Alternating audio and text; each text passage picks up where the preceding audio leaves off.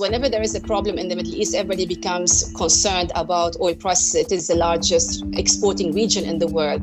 We're going to see an upward pressure on prices, maybe a spike. We're very far from the three-digit levels, but the more escalation of the conflict we have, the closer we will get to the three-digit territory. The conflict between Israel and Iran threatens to push up global oil prices. Joining me now is Carole Nakhle, CEO of consultancy Crystal Energy. Carole, one issue under discussion is whether Israel could bomb Iran's oil fields. How serious would such an attack be in terms of the supply of oil? I mean, definitely if that happens, that will mark a new level of escalation in the conflict. And that by itself is going to exacerbate the current fear dominating global energy markets and oil in particular, but also has repercussions on gas markets given LNG trade also that goes through the Straits of Hormuz, for instance. I mean, already we see, if you look at oil prices, like since the conflict started, since the situation escalated, we saw a regular increase in prices on a day-to-day basis. And we saw a kind of maybe at least 10% addition to the oil price to date since the conflict started. And that by itself is quite significant. We're not in the red zone whereby we are facing what we faced in February or March 2022 when Russia invaded Ukraine. We're very far from the three-digit levels, but the more escalation of the conflict we have, the closer we will get to the three-digit territory. And how are investors on the oil markets reacting to this? At the moment, we don't have supply losses. So that's something to remember. So this increase in oil prices that we have seen is primarily a reflection of what we call the geopolitical risk premium. Though nobody knows how many dollars that would add to the oil price, but it does add a certain substantial level. And the higher that perception of risk is, the higher that premium is, and therefore you will see greater addition to prices. But if I strip away that geopolitical risk premium, I see actually the market not quite nervous. If I look only at the fundamentals of demand and supply, the market was struggling because there is plentiful supplies and demand is not growing at a fast rate. And then you add to that the spare capacity, like almost 5 million barrels a day that OPEC Plus is sitting on. And that by itself has created the kind of low territory for oil prices before the situation escalated in the Middle East. So at the moment, it can go in either direction. If there is no escalation, we're going to see prices easing down. If there is escalation, we're going to expect to see higher prices going a bit higher. Increasingly, it seems that Middle East military skirmishes are causing more shrugs on the oil markets than drastic price spikes. Why is that? This is a legitimate question because whenever there is a problem in the Middle East, everybody becomes concerned about oil prices. It is the largest exporting region in the world.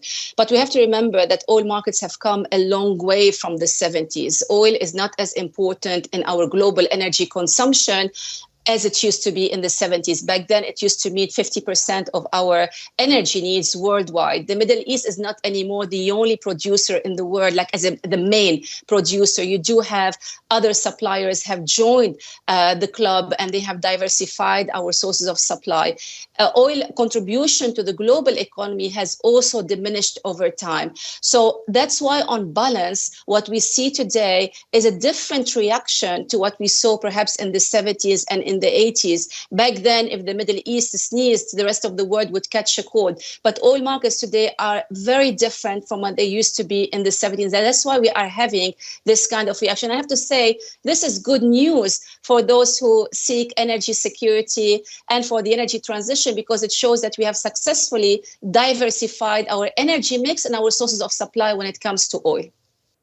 It's been over 2 years of notable conflicts that have affected energy markets, from the full-scale invasion of Ukraine by Russia to the Israel-Hamas war. How much risk is already priced into energy markets here? Honestly, nobody knows, because for decades, people try to put a value on the geopolitical risk premium, but it's very, very difficult to quantify. So if you ask 5 different people from 5 different organizations, they will give you 5 different answers. We know it is there. We know because it can create sometimes some panic buying. It can also create some opportunities for some people to make some profit out of a situation. So it's very difficult to isolate. Apart from market fundamentals, we always look at the spare capacity in the system, how much oil there is on the side that can make it to the market relatively quickly. And at the moment, because of OPEC plus cuts over several years, we do have a good safety cushion. And that by itself is dampening the impact of the geopolitical risk. But honestly, if anyone tells you they know exactly how much premium there is there, I don't think they're being 100% transparent. And so what would the consequences be if the conflict were to spill over into the Strait of Hormuz? Definitely, we're going to see an upward pressure on prices, maybe a spike. But here, let me clarify between two things. Whenever there is a development that can create fear in the market, we do see prices jumping. But the question is not whether prices will jump or to what levels they are going to jump, how long they are going to stay in those levels. Because often you do have fear and immediate reaction, but then realize that, oh, hold on a minute, there isn't a shortage in the market. And therefore, the market corrects itself and prices go down again.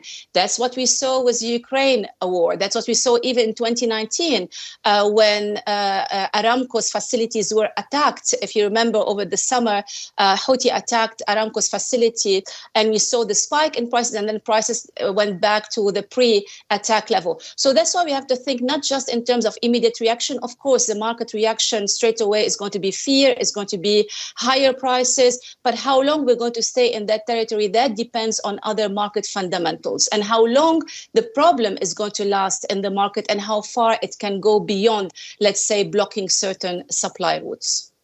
Yeah, you've mentioned supply in this conversation and how we've not seen a decrease in supply yet. But if there is an escalation, can the world offset the potential supply losses?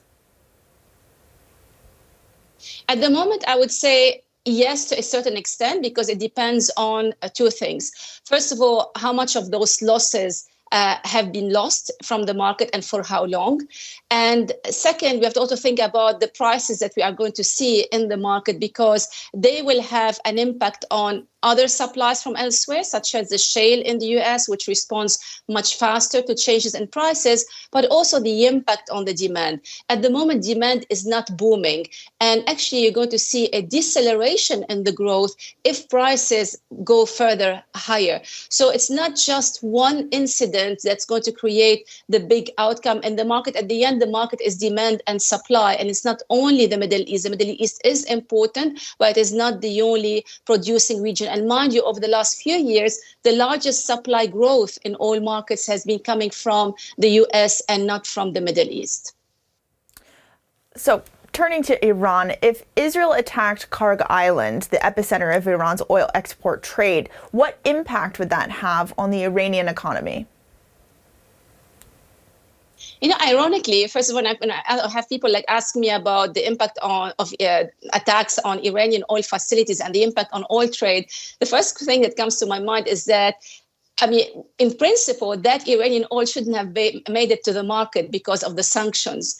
But we saw Iran exporting more and more oil since the Biden administration came to power, particularly to China, with China buying most of that oil.